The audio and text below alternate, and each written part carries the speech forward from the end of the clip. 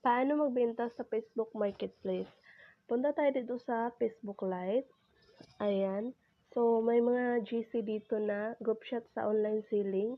Punta tayo dito sa message.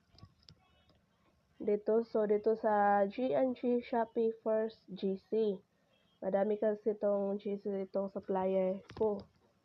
So, ito, overalls, couple, Adidas, tag 140 pesos each. 280 couple na.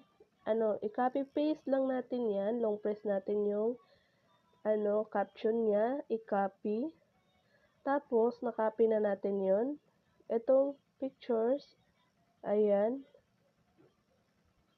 I-save lang natin 'yan, i-download. Na-download na yung isa. Ito naman i-download natin yung kulay blue, blue-green. Itong